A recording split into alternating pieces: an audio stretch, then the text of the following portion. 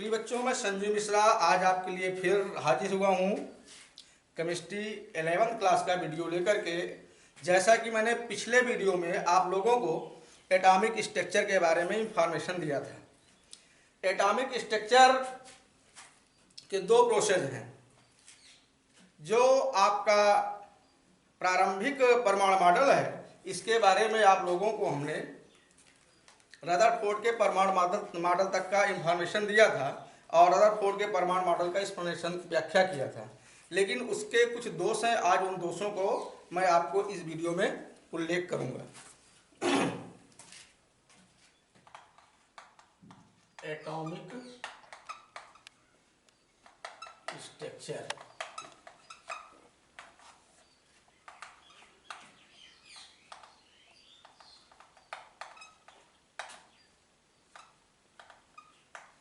Rutherford परमाणु model के दोष। जैसा कि मैंने पिछले क्लास में आप लोगों को बतलाया था कि रदरफोर्ड ने नाभिकीय परमाणु मॉडल का एक्सप्लेनेशन दिया था, व्याख्या किया था और उन्होंने बताया था कि परमाणु के मध्य में नाभिक होता है जो कि धनावेशित होता है और नाभिक के चारों ओर कक्षाओं में इलेक्ट्रॉन गतिशील रहते हैं।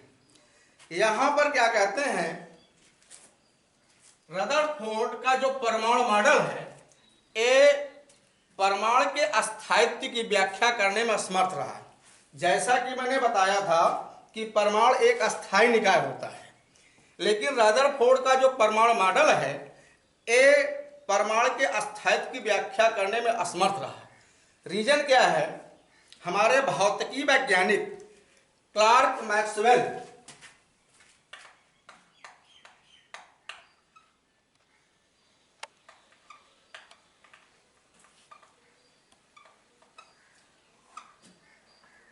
जो इलेक्ट्रोडायनेमिक्स वैद्युत गतिकी विज्ञान के विषय में बतलाया, उन्होंने बताया कि जब कोई भी आवेशित कण गतिशील होकर चक्कर लगाता है तो उसमें प्रकाश ऊर्जा का उत्सर्जन होता है। कहने का तात्पर्य है कि जब कोई गतिशील कण है और वो आवेशित भी है और जब वो मोशन करेगा, रोटेशन करेगा इन सर्कुलर, तो क्या करेगा, प्रकाश ऊर्जा का उत्सर्जन करेगा। जब प्रकाश ऊर्जा का उत्सर्जन करेगा तो रदरफोर्ड ने भी यही चीज बताया था कि इलेक्ट्रॉन जो होता है आवेशित कण, ऋण आवेशित कण होता है और ये भी क्या कहते हैं, नाभिक के चारों ओर चक्कर लगाता है। तो इलेक्ट्रॉन मैक्सवेल के कथनानुसार जब इलेक्ट्रॉन परमाणु में नाभिक के चारों ओर गति करेगा तो प्रकाश ऊर्जा का उत्सर्जन करेगा। जब प्रकाश ऊर्जा का उत्सर्जन करेगा तो धीरे धीरे उसके कोश का जो रेडियस है वो घटता जाएगा और एक सिचुएशन ऐसी आएगी जब क्या कहते हैं, इलेक्ट्रॉन नाभिक में गिरकर परमाणु का अस्थायित्व नष्ट कर देगा। कहने का तात्पर्य हुआ कि रदरफोर्ड का जो परमाणु मॉडल है ये परमाणु की अस्थायित्व की व्याख्या करने में असमर्थ रहा, क्योंकि जैसा कि मैंने आपको बतलाया कि इलेक्ट्रॉन जो होता है वो नाभिक के चारों ओर अपनी कक्षाओं में गति करता है। अब यहां पर मैक्सवेल ने बोला कि जब कोई आवेशित कण है, गतिशील है, तो धीरे धीरे इसका रेडियस घटता जाएगा और एक पोजीशन में आएगा कि इलेक्ट्रॉन आके नाभिक में गिर जाएगा और परमाणु का अस्तित्व ही क्या हो जाएगा, समाप्त हो जाएगा। दूसरा इनका जो दोष था, पहला दोष इन्होंने बताया गया परमाणु की अस्थायित्व की व्याख्या नहीं हो सकी। सेकंड इनका है जो दोष है वो है रेखीय स्पेक्ट्रम की व्याख्या भी रदर का परमाणु मॉडल नहीं कर पाता है। रेखीय स्पेक्ट्रम क्या है, जैसा कि अभी आप लोगों को मैंने बतलाया कि जब कोई भी आवेशित कण एक वृत्तीय गति करेगा तो प्रकाश ऊर्जा का उत्सर्जन करेगा। जब प्रकाश ऊर्जा का उत्सर्जन करेगा तो ऐसे स्थिति में परमाणु का जो स्पेक्ट्रम सतत होना चाहिए। अब परमाणु का स्पेक्ट्रम सतत होने का तात्पर्य है कि उसमें निश्चित आवृत्ति की रेखाएं नहीं पाई जाएंगी, पर ऐसा नहीं होता। वास्तव में जो परमाणु होता है वो उसका जो निकाय होता है, जो इसका स्पेक्ट्रम होता है वो सतत होता है, वो स्पेक्ट्रम सतत नहीं होता है। वास्तव में जो परमाणु का स्पेक्ट्रम है वो सतत नहीं होता है। जब स्पेक्ट्रम सतत नहीं होता इसका मतलब उसमें कहने का तात्पर्य उसमें निश्चित आवृत्ति की रेखाएं पाई जाएंगी। इसी चीज को रदरफोर्ड का परमाणु मॉडल व्याख्या नहीं कर पाया। भाई सिंपल सी लॉजिक है। मान लीजिए इलेक्ट्रॉन है, इलेक्ट्रॉन क्या नाभिक की ओर चक्कर लगा रहा है, और चक्कर लगाते हुए क्या होगा, प्रकाश ऊर्जा का उत्सर्जन करेगा। प्रकाश ऊर्जा का उत्सर्जन करने का मतलब यह हुआ कि उसका स्पेक्ट्रम सतत होगा, और सतत होने का मतलब है कि उसमें क्या कहते हैं रेखीय स्पेक्ट्रम सतत होने का तात्पर्य होता है उसमें निश्चित आवृत्ति की रेखाएं पाई जाएंगी, तो नहीं पाई जाएंगी। तो यहां पर वास्तविकता क्या है कि जो परमाणु होता है उसका परमाणु स्पेक्ट्रम में निश्चित आवृत्ति की रेखाएं पाई जाती है। इसका मतलब यह हुआ कि परमाणु का स्पेक्ट्रम सतत नहीं होता है। और इस रेखीय स्पेक्ट्रम की व्याख्या नहीं कर पाए, जिसके कारण क्या कहते हैं, बोर साहब ने अपना परमाणु मॉडल दिया। बोर का जो परमाणु मॉडल है इन्होंने बताया कि बिल्कुल सही बात है, इलेक्ट्रॉन नाभिक के बाहर निश्चित कक्षाओं में गति करता है, और परमाणु जो होता है दो भागों से मिलकर बना होता है, धनावेशित और ऋणावेशित। यहां पर क्या कहते हैं, इन्होंने प्लांक क्वांटम सिद्धांत के माध्यम से रदरफोर्ड के दोषों को दूर किया। कैसे दूर किया? इन्होंने बताया कि इलेक्ट्रॉन नाभिक के चारों ओर चक्कर तो लगाता है, लेकिन वो निश्चित कक्षाओं में ही चक्कर लगाता है। निश्चित कक्षाएं होती क्या है? निश्चित कक्षाएं होती है जिनका कोणीय संवेग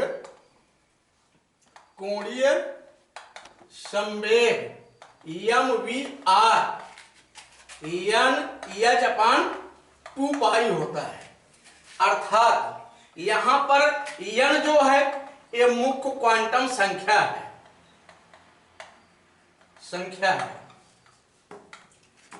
जो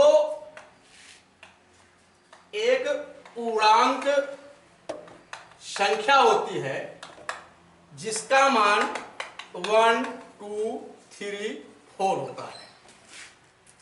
अब वही कक्षाएं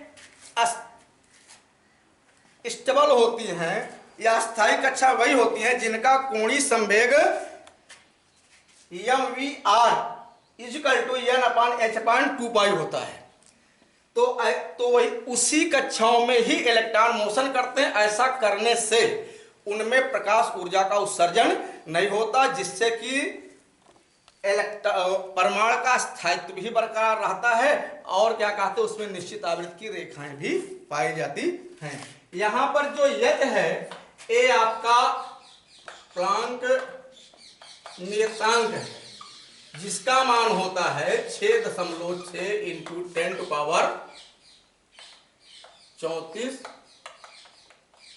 जूल सेकेंड होता है। बोर तथा बोरबरी दोनों ने मिलकर के कोष में इलेक्ट्रॉन वितरण सिद्धांत प्रस्तुत किया, जिसे बोरबरी योजना के नाम से जाना जाता है।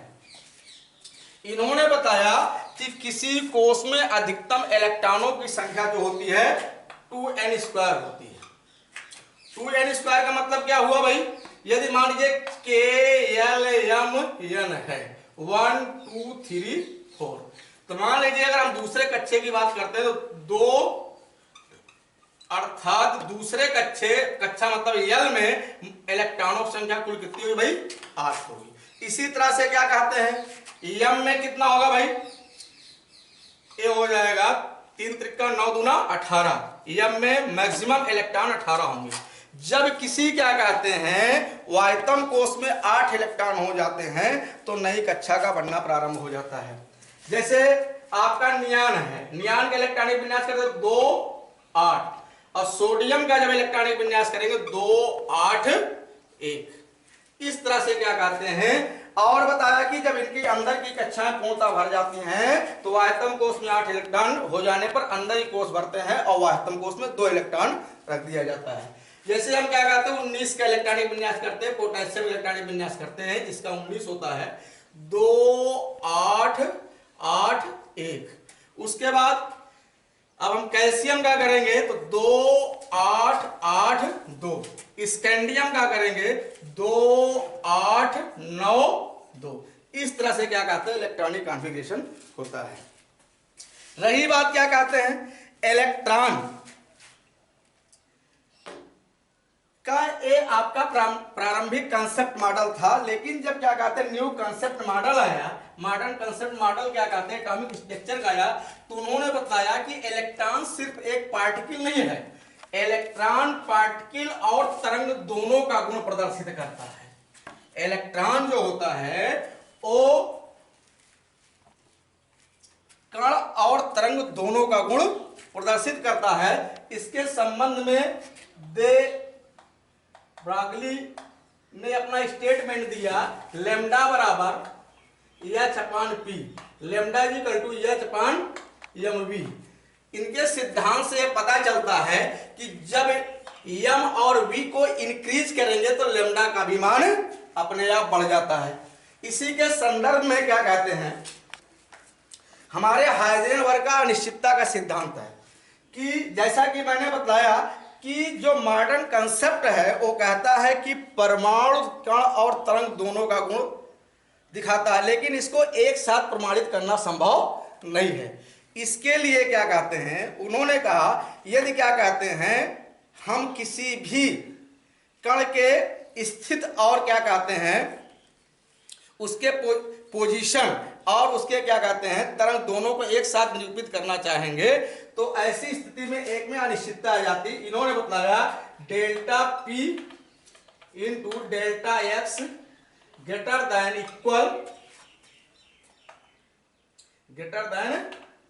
इक्वल एच अपान 4 अर्थात कहने का तात्पर्य है कि जैसा कि मैंने बताया कि हमारा जो मॉडर्न कंसेप्ट है एटॉमिक स्ट्रक्चर वो आपका तरंग और क्या कहते हैं पार्टिकल दोनों के गुण को प्रदर्शित करता है।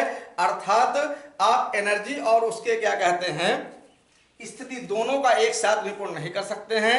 जब एक को आप यथार्थ रूप से निरूपित करेंगे तो दूसरे में क्या कहते हैं अनिश्चितता आ जाती है। यदि उसकी स्थिति में क्या कहते हैं आप उसका निरूपण करते हैं तो उसके क्या कहते हैं एनर्जी में क्या कहते हैं डिफरेंस आ जाएगा। इस तरह से आप लोगों को हम नेक्स्ट टॉपिक में क्वांटम संख्या की ओर ले चलेंगे और बताएंगे क्वांटम संख्याएं क्या होती हैं। क्वांटम संख्याएं एक प्रकार की ऐसी संख्याएं होती हैं जिसके द्वारा हम इलेक्ट्रॉन की स्थिति और ऊर्जा की सही जानकारी प्राप्त करते हैं। इसके बारे में आपको नेक्स्ट हम विशेष जानकारी प्रदान करेंगे।